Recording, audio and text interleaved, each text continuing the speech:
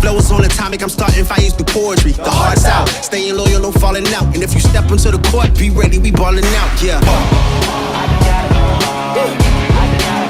I just gotta go hard.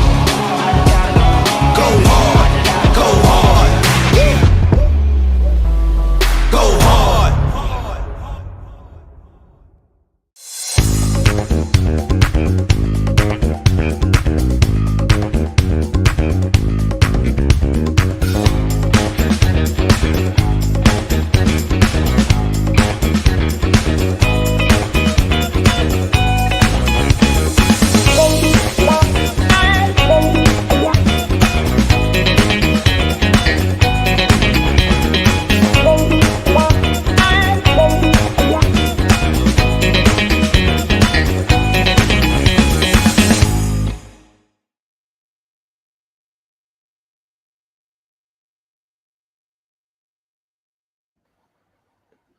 And we are live. Hello, everybody, and welcome to another episode of Weekly News Live by Next.io. Thank you, as always, to Playson for that incredibly funky intro music. Always gets me in the mood for a bit of news discussion. And thank you to Bombay Group as well, our other sponsors. You guys keep us coming back week after week. Now, eagle-eyed viewers will have noticed that I'm joined by a very special guest today, our brand new senior reporter, our newest team member on the Next.io editorial team. It is the one and only Zak Thomas-Akoo. Zak, how are you, man? Oh, I'm doing very well, Connor. Thank you so much for having me on today. It's great to do one of these finally. Good, yes, it's nice to have you with us. You've only been with us a few weeks, but already we're wheeling you out into the weekly news wheelhouse. We've got Katie and Bogdan and Lorena in the audience. Hi, guys, and thank you all for joining us. Well, Zak, it's nearly Christmas. There's no leaves on the trees behind me. We're starting to wind down, I suppose, but there's still lots going on. How's your Christmas plans shaping up? Have you got a nice December ahead of you? I think I've got a good one planned. Yeah, I'm planning to go home on the 22nd back to the West Country. So that'll be until then, I'm in grimy London, where it's not feeling very Christmassy here at Streatham. Me too. No, it's not that Christmassy in Wimbledon either, but we love it anyway. Well, it's been a fun few weeks for me anyway. I've just got back from iGaming Idol last week in Malta, which was great fun. So if anybody's in the audience who was there at Idol, give us a shout out. We had a lot of fun there. Katie and Bogdan, it would have been nice to see you there, but unfortunately, I guess you couldn't make it this time. But we had a nice time, and the video of that will be coming out very soon, I suspect, so keep your eyes peeled for that. But first, in the meantime, we've had some good stories coming out this week, Zak, lots of interesting things going on. The first one I would like to talk about today is an update from BetMGM. There's the headline. As you can see, BetMGM is aiming for 500 million in annual EBITDA after a 2024 investment year. Oh, Trina says iGaming Idol was great. Can't wait for the after movie. Thank you very much. I'm glad you enjoyed it, and I hope the after movie comes out very soon so we can all watch. But Zak, you wrote this story earlier this week. We've had an update from Adam Greenblatt and management at BetMGM. Why don't you give us a rundown of what they've been discussing? Absolutely. Thanks, Connor. So, yeah, I mean, they do these investor presentations every now and then for the joint venture run by Adam Greenblatt. So this year, the headlines, this time the headlines were that they're on track for 1.8 billion to 2 billion revenue, which is the upper end of their guidance, and that they're going to plan to all the EBITDA they've got this year, they're going to throw it away next year because they're going to invest it all in increasing their market share, with an idea towards making themselves have $500 million in EBITDA going forward in 2026. So what's interesting about this is that the 500 million is what Penn said they're hoping to raise with ESPN Bet. That's 500 million to 1 billion. And there's a kind of way in which all their competitors are racing to increase their market share at the moment. And market share is almost, it's not entirely zero sum, because ESPN bets users, some people have been saying they've been expanding the size of the total market, but it's pretty zero sum. So not everyone is going to be able to increase their market share to where they say they're going to be. Yeah, I mean, how's that looking in recent months? I know that BetMGM had at least a kind of leading position when it came to iGaming. It's obviously got the strength of that MGM casino brand behind it. So perhaps they cater to a slightly different kind of customer than, for example, DraftKings and FanDuel at the top of the market. But what's been happening with those market dynamics this year? Have BetMGM been doing better or worse? So historically, they were number one in iGaming, which was their big lead, and why a lot of people were quite bullish on their prospects going forward, because iGaming is, in theory, more profitable. There's not many markets, but you should be able to make more money from it. But now, then they were number two. FanDuel, DraftKings went to the top, and now they're number three again, since FanDuel got them for the number three spot. So they're not They're not the iGaming market leaders they used to be. Market share has been something that's kind of been a bit fluctuating recently. Historically, FanDuel were the number one sports betting leaders, and now DraftKings are. So it's still quite not very static. There's still a lot of room to go up and down at the moment.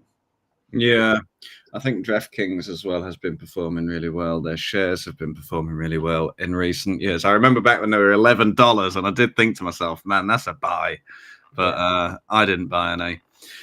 So I'm regretting that now. But anyway, so I suppose there was probably some attempt then in this investor day to kind of put investors' minds at ease a little bit. They've got this investment plan now, and like there's been this kind of race to profitability, and they're doing everything, all these companies seem to be doing everything they can to reduce costs and start to turn that profit, and some of them are starting to get there now. But obviously, BetMGM now have committed to reinvest in all that positive EBITDA next year.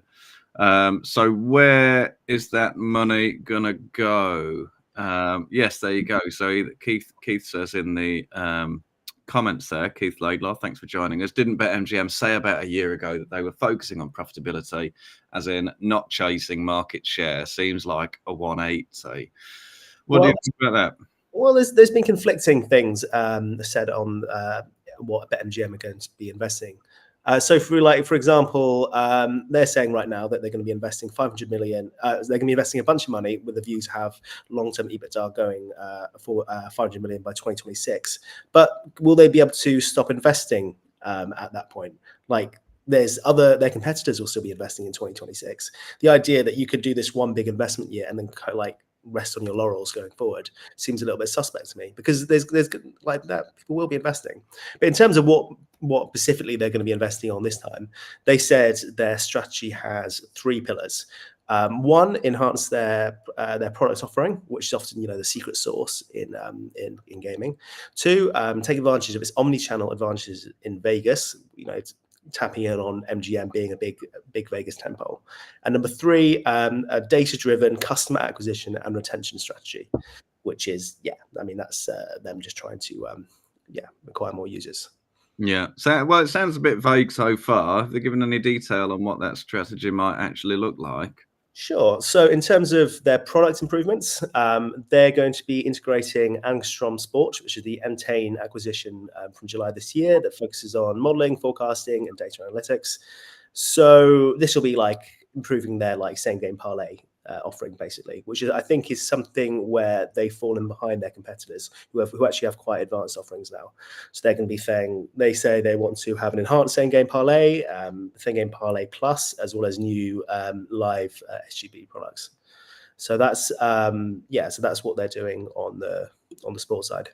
Yeah, I mean, what does that mean? Same game parlay plus? I don't know. I suppose they're just expanding the number of markets and things, but sounds like a bit of a buzzword because it's the kind of thing that everyone's going crazy for in the US right now. I think it was what gave FanDuel its lead in the early days was this, Flutter-driven same game parlay capability that the other operators didn't really have, and now everyone's kind of scrambling to catch up. So It's interesting to know that it's not, it's obviously not giving up on sports betting then, and obviously Angstrom Sports is going to be very, funnily enough, sports focused. But I think their market share is significantly lower if you look at sports betting only. I'm not sure of the figures off the top of my head, but maybe it's more like 10 to 15%. And then if you include the iGaming markets, then the market share looks a little bit healthier.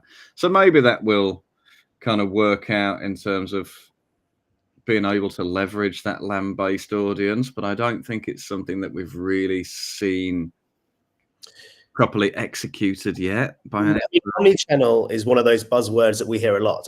Like everyone wants to have their omni-channel strategy. If you look at the US market leaders, none of their strategies are based on that at all. I mean, I totally understand they want to lean into that, as that's what they have that the others don't. But it's I don't know. I think it's gonna be tricky to pull off. So part of the omni-channel strategy is they're gonna be creating a single wallet for Nevada. I think theoretically you'd be able to go into an MGM casino and use the same wallet that you're using for your online account. So I mean, there'll be integrations like this, but the question is whether it'll move the dial, and I think that's a bit more ambiguous. Yeah, I think you're probably right. I mean, who else has tried it? I mean, Caesars must be trying. They're kind of integrating the rewards programs, I guess, across land-based and online. But I think maybe they're trying to play to two different markets at once. That kind of the kind of person who would travel to Vegas for a holiday and spend some money in the casino while they're there, and someone who's an avid sports fan and regular online bettor.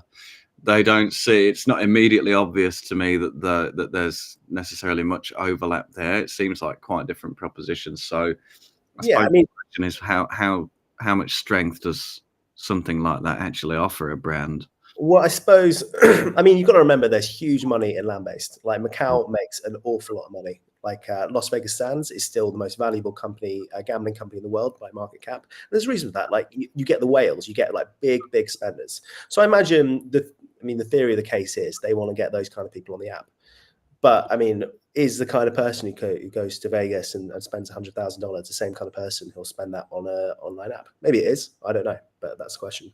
Maybe.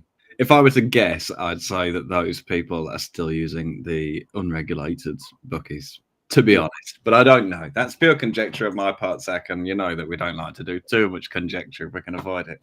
But I think there was a bit more commentary on this MGM story from Adam Greenblatt about the kind of growing importance of BetMGM. I think it's sometimes been for its two joint owners, both for Entain and for MGM Resorts, it's been a little bit the black sheep of the portfolio somehow, and it maybe hasn't always had the love and attention that it's needed.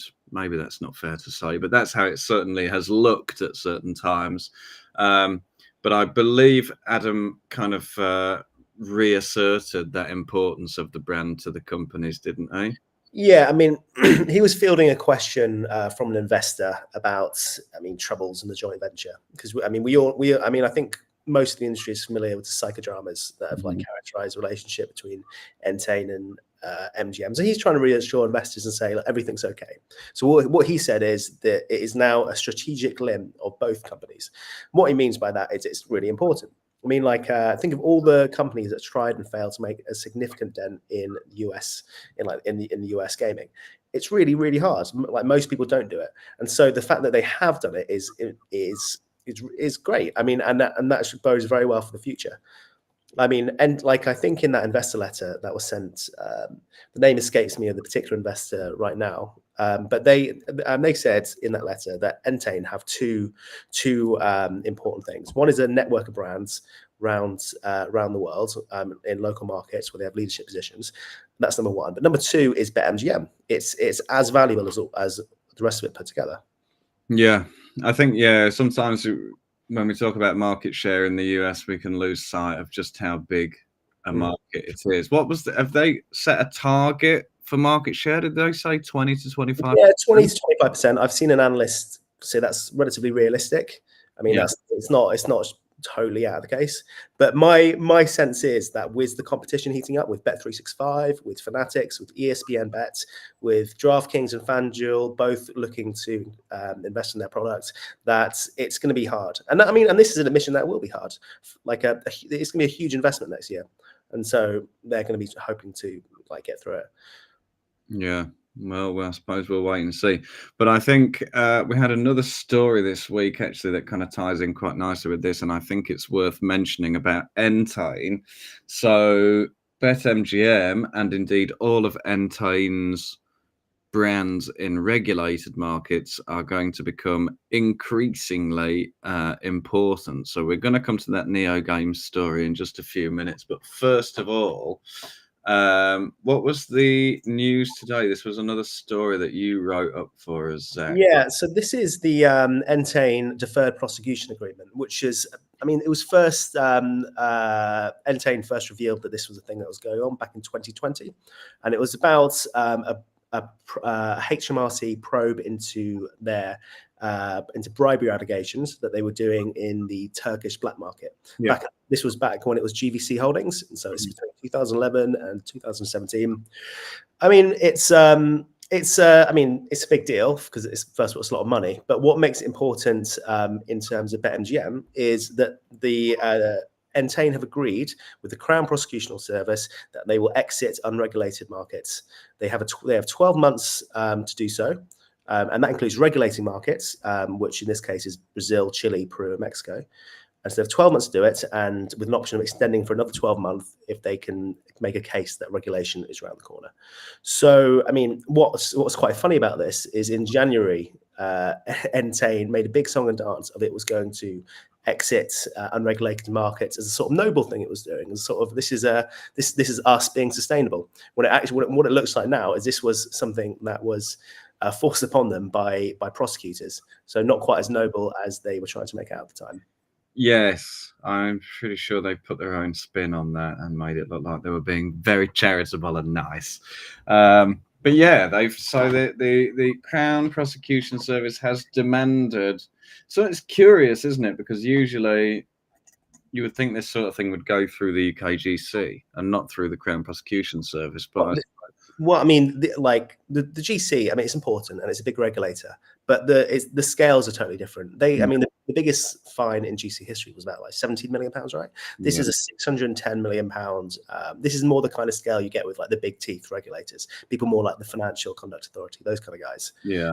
This is, and I think importantly, it's criminal. This is like people could still go for jail over this.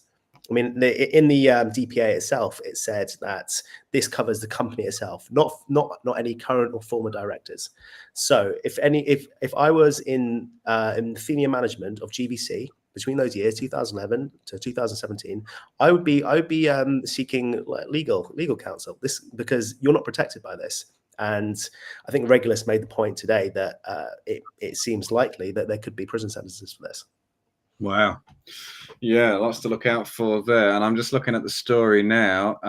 Sorry to our viewers, I wasn't able to get the QR code ready for this story. But if you go to our homepage at next.io, you'll find it. It's the second story on the homepage right there for you. So the chief Crown prosecutor warned that the consequences of this agreement might extend to the entire UK-based gaming sector. So we're going to see possibly other operators forced to move out of unregulated jurisdictions. Is that right? Well, I think the language was a bit ambiguous. So in the statement, he said, I want this to be like a warning to the gaming industry. But he mentioned compliance in particular. So he might mean just like don't bribe foreign officials, which is slightly different. So don't be in .com markets. But I mean, Regulus had a great thing today when they were saying this is going to be a real warning to everyone because the legal status is shaky and getting shakier, and a lot of the UK London listed giants do have massive grey market liability. 888 Holdings is in a lot of grey markets. Yeah. Flutter's in a lot of grey markets through PokerStars.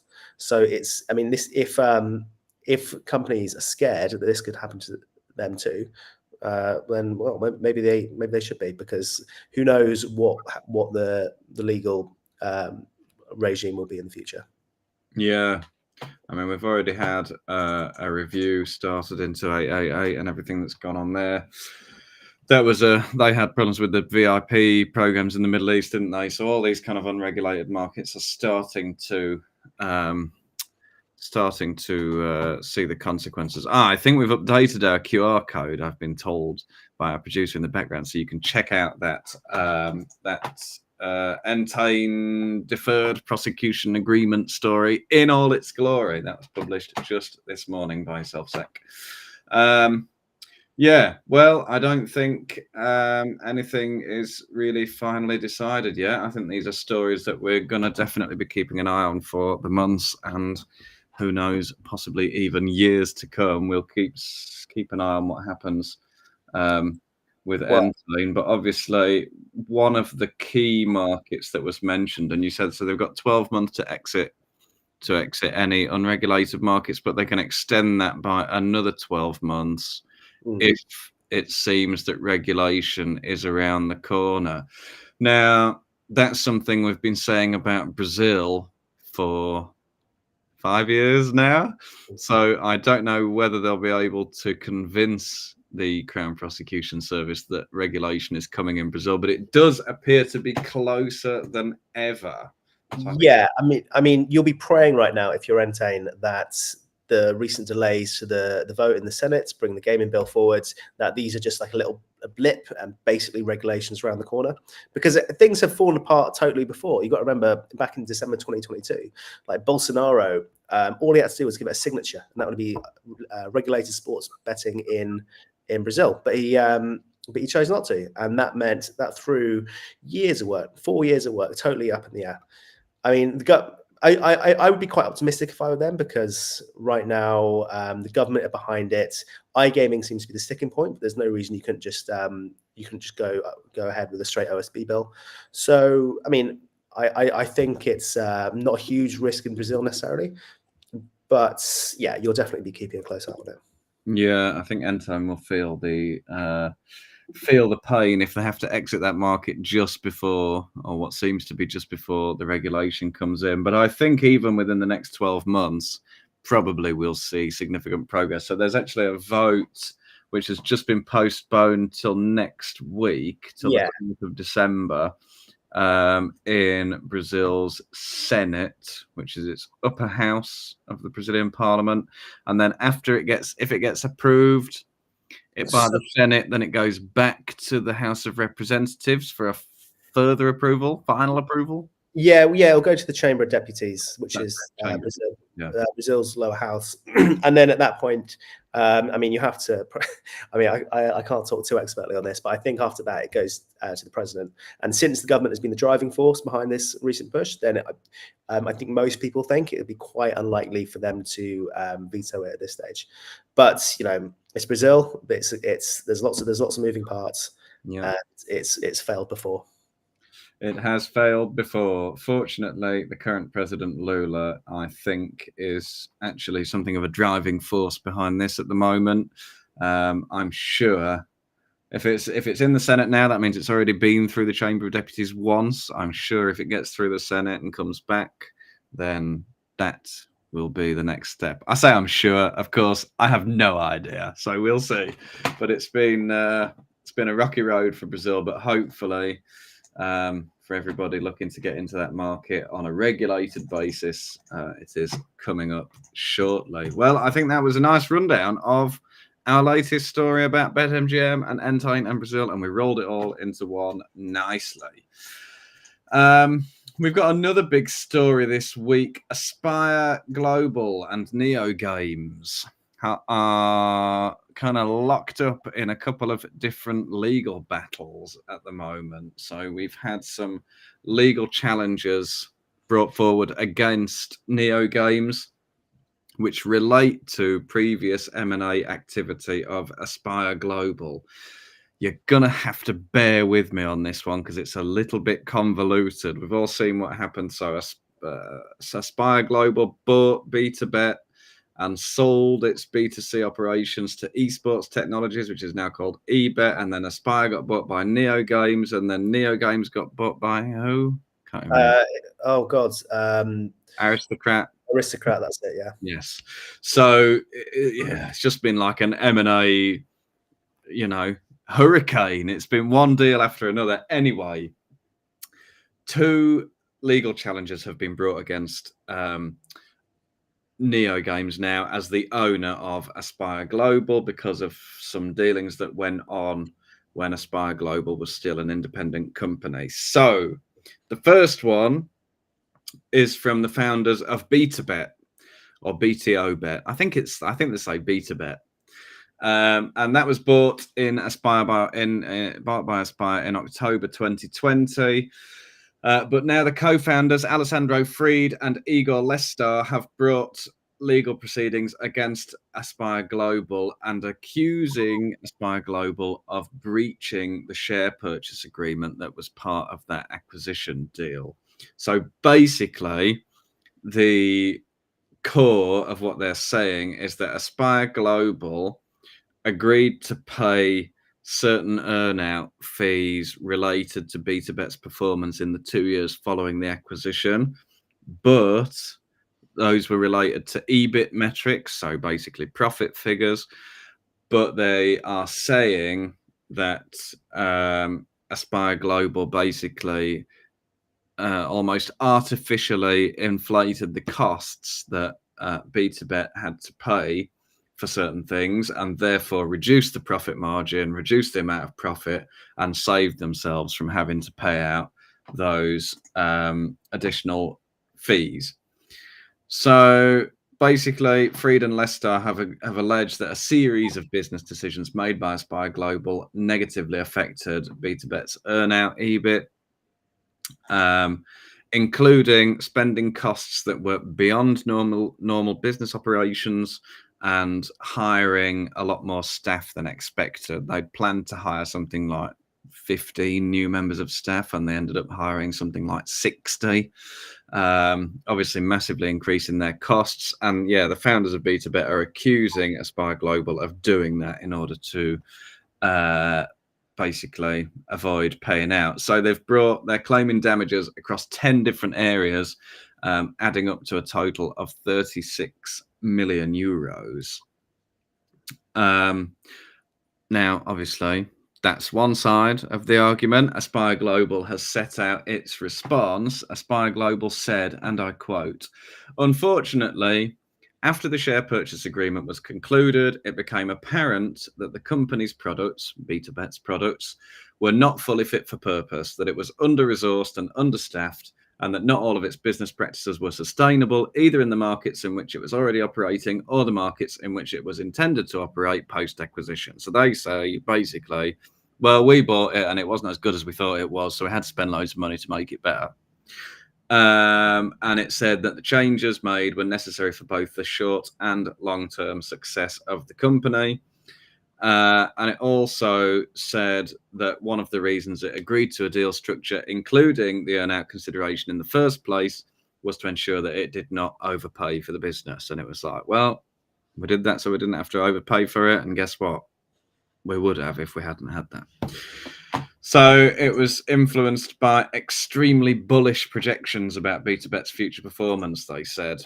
And so basically their argument is, no, we did have to spend that money. But Alessandro Fried and the other co-founder think otherwise. So we're just, I believe, at the beginning of these legal proceedings now. Yeah, they're trying to claim damages worth 36 million euros. And that's not all. That's just the first case being brought against Aspire Global. There is a second case, which we haven't got quite as much detail on, but a company called eBet, which you may know, the company formerly known as Esports Technologies. It's now called eBet. And if you remember, it acquired Aspire Global's B2C iGaming assets in 2021. Back then, Aspire was like full service, B2B, B2C, doing a bit of everything all at once. And it sold off its B2C assets to focus on the B2B side. Anyway, eBet has now reportedly filed a lawsuit in Nevada alleging fraudulent conduct, including the manipulation of books and records by Aspire. So I guess that first charge, that first alleged charge, could also be described as the manipulation of books or the manipulation of spending. So I'm not saying they're related because they're referring to two different acquisitions, two different deals, but yes, the two different charges being brought against Aspire Global. So eBet is seeking even more than in the first case. They're seeking damages of around 65 million euros, according to reports. And again, we've got a response from NeoGames president and former CEO of Aspire Global, Sashi Maimon, who said, "We believe these legal actions lack substance and intend to vigorously defend our position in court." And that's about all she wrote. So that's what we've got about this NeoGames and Aspire Global cases. But let's see what happens there. Still plenty to come. I'm sure it's probably quite a lengthy process.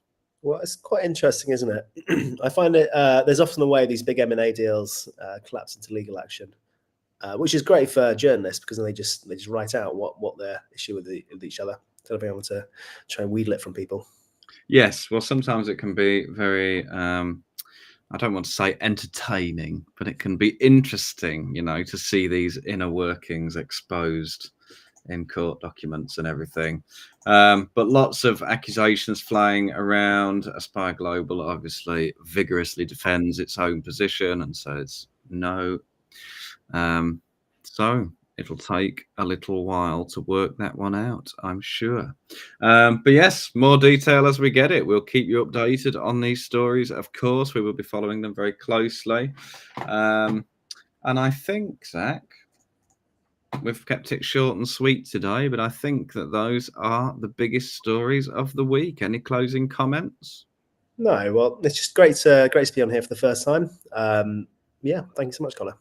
Oh, the pleasure has been all mine. Thank you very much for joining us. Thank you once again to Playson and Bombay Group, and thank you to Lars, Ross, Keith, Ankit, Trina, Katie, Lorena, and everybody else in the audience. Bogdan, how could I forget? We'll see you here same time next week. Thanks for watching.